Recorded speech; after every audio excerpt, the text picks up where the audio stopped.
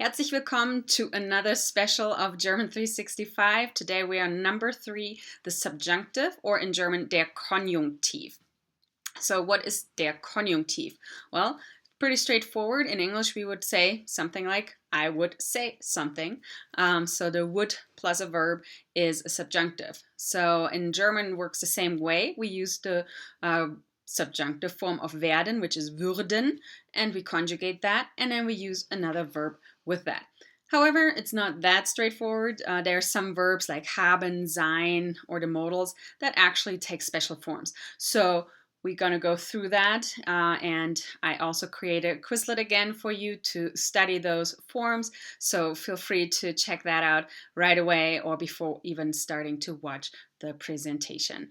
Yeah, and that's pretty much it, but it's a little longer because the subjunctive does take a little bit of time and a little bit of studying, and there are also a couple of activities within my presentation today. So make sure to stop the video accordingly, record your answers, and double check with what I came up with. So enjoy and happy studying. In German, we call the subjunctive der Konjunktiv.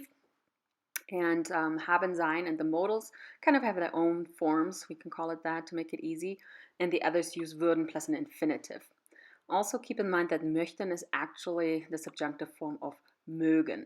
That oftentimes is forgotten to mention. So sein, we form the subjunctive, den Konjunktiv, by forming the past tense, waren, and then adding an umlaut to the a, so wären. And with the example right here in the present tense, ich bin in Deutschland, if we put that in the past tense, it will look like ich war in Deutschland. And now if we make it a subjunctive, we simply add the umlaut to the a on the war, and then we have ich wär in Deutschland or ich wäre in Deutschland. I simply added the gern to indicate the hypothetical idea or the wish I would like to be in Germany. Similarly with haben, we have the past tense that we form from that hatten, and then we add an umlaut to the a, and that gives us the subjunctive, so hätten. And again, we have an example in the present tense with a bunch of kitties. Du hast viele Katzen, changing the pronoun here to du. And then the past tense of the same sentence would be du hattest viele Katzen. And finally, in the subjunctive, we simply add an umlaut to the a, du hättest gern. Again, you can insert that, viele Katzen. And that brings us to the modal verbs, and we start with müssen. So if we form the past tense of müssen, we get rid of the umlaut here and insert the t, the past tense marker, mussten.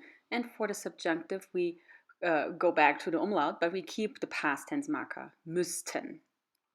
So let's look at the present tense example. Sie muss viel lernen turns into sie musste viel lernen for the past tense example. And then by simply adding or re-adding the umlaut on the u, we get the subjunctive. Sie müsste viel lernen.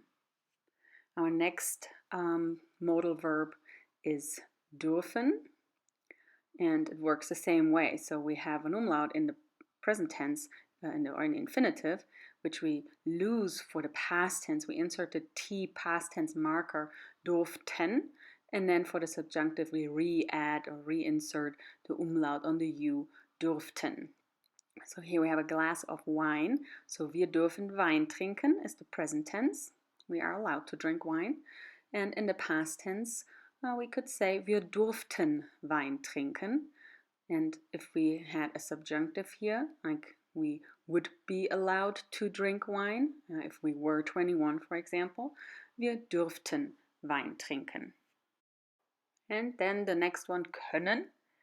We get rid of the umlaut on the o, so past tense with the t marker, konnten.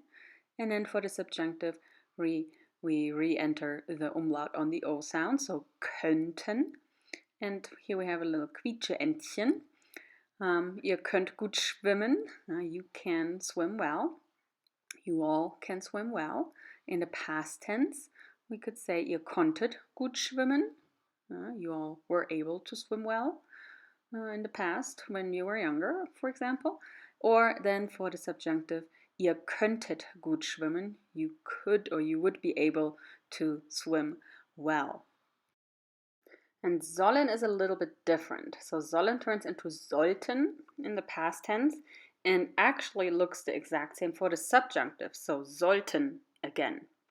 So context will tell you whether you're using the past or the subjunctive. In the present tense, it's clear, soll nicht verschlafen, he shall not oversleep.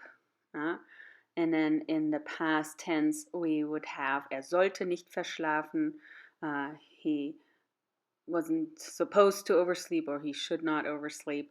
And in the subjunctive, actually, it's just like in English, he should not oversleep and he should not oversleep looks the same. Wollen is similar to that. So we have wollten in the past, and then we have wollten in the subjunctive. There's no umlaut either on this example here. So we have a soccer game coming up. So we want to say, wir wollen zum Fußballspiel, present tense.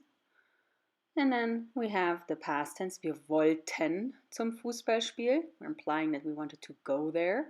Wir wollten zum Fußballspiel. And the same thing for the subjunctive, wir wollten zum Fußballspiel if we could. So again, there will be a condition when you use it in context. All right, brings us to mögen, which I've mentioned in the beginning, is actually forming the subjunctive möchten from the past tense, mochten. So there we have the umlaut again on the O. And now we have a little doggy, and we can say, ich mag den Hund. I like the dog, present tense. And we could say, if, for example, the doggy passed, we could say, ich mochte den Hund. I liked the dog. Now, however, we can say, ich möchte den Hund in the subjunctive, but it does not mean I would like to like the dog, like we were using like in the first two examples. It's actually I would like to have the dog. So let's look at this.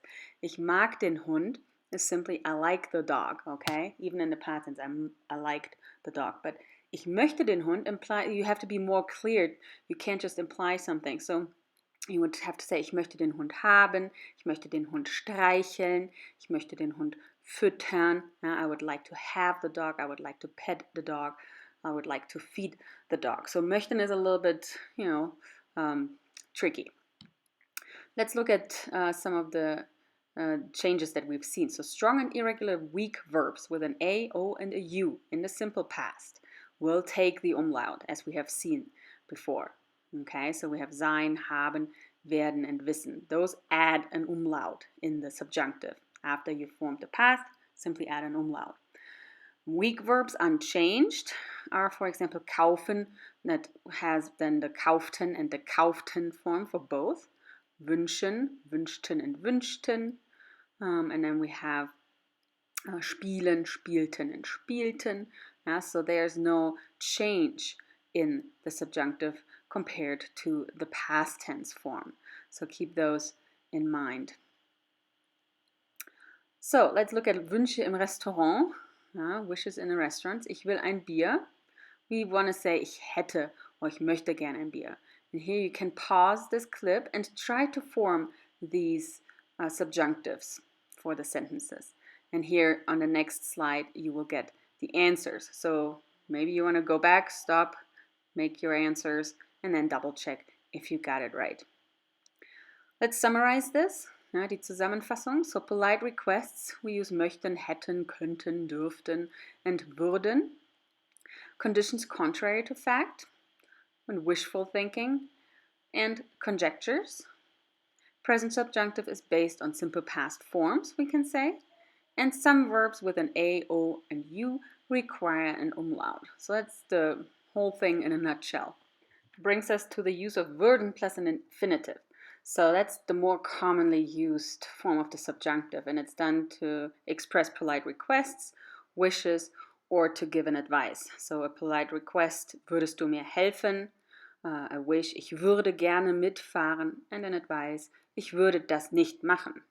So verbs that are generally not used with würden include sein, haben, wissen, and the modals that we just went through do not do this würden plus an infinitive. So let's practice it with polite requests. So leih mir bitte 50 Euro. We would do the polite version, würdest or könntest du mir bitte 50 Euro leihen. So stop this clip and go through these examples and try to exchange the request form into a more polite version using würden plus the infinitive, or even the modal könnte. And the next slide will show you the answers, so make sure you've stopped, went through them, and then you can double check if you did this correctly. So most importantly, keep in mind that you have a verb at the end there if you do it this way. So let's look at how to express wishes or hypothetical situations a little more in 30. If we have a wenn in a clause, then we need a subjunctive, so that's important. There are also particles like doch, nur, or doch nur, and they just add emphasis. So, wenn ich doch mehr Geld hätte, or wenn ich doch nur mehr Geld hätte, wenn ich nur wüsste, wo mein Geld ist. This is just a typical expression in German. Wenn das Wörtchen wenn nicht wäre, wäre mein Vater Millionär, showing the subjunctive in combination with wenn. So let's continue with fixed expressions. So this is important too in German. So we say something like ich wünschte, I wish, or ich wollte, an deiner Stelle or an seiner Stelle, la di da di da. So if you see those, then you will need the subjunctive. Okay? Ich wollte, die Geschäfte in Deutschland wären länger offen. Frau Schneider wünschte, sie könnte auch abends einkaufen. An deiner Stelle würde ich morgens einkaufen. Okay, so they're always followed by the subjunctive. Wenn doch nur, was wünscht Helga sich? So let's try this. Helgas Katze ist weg. So, wenn die Katze doch nur wieder da wäre. Helga kann ihre Schlüssel nicht finden. What would we say here? Sie hat keine Zeit, sie zu suchen. Okay, so go through these and try to put this into a wenn clause with the subjunctive, speaking to the situation given in these sentences. So here are the answers, and I just want to point out a couple of things. So in the first example, we only have a when clause. So we see the wenn, and then at the very end we have the conjugated subjunctive verb, wenn könnte, and the finden is in front of that. So just be aware of what you're talking about or how you're answering or how you're talking using only a when clause or in combination with another clause. So make sure order is in order. So here we have an example without a subjunctive. Wenn ich Geld brauche, gehe ich zur Bank. That's just stating a condition of a fact or simply a fact. However, the next one, wenn ich Geld hätte, würde ich mir einen neuen Porsche kaufen. That's not a fact. It's a condition contrary to the fact because we don't have the money. So there we need to use the subjunctive. All right, a few words to the past subjunctive, which is used to express wishes and conjectures that were in the past, or like speculations, like if I had done this or that. For example, wenn ich in der Lotterie gewonnen hätte, wäre ich sehr glücklich gewesen. If I had won in the lottery, I would have been very happy. So the past subjunctive form derives from the past perfect. So you use the subjunctive hätte or wäre plus the past participle. Here we see the infinitive, the past perfect, and the past subjunctive in a table. So, ich hatte die Miete nicht bezahlt. Ich hätte die Miete nicht bezahlt. Er war in die Stadt gefahren. Er wäre in die Stadt gefahren. We do not use the würden form in the past subjunctive, and usually those sentences begin with wenn. And you use hätte or wäre according to the same rules that you use to determine what is used in the past perfect tense anyway.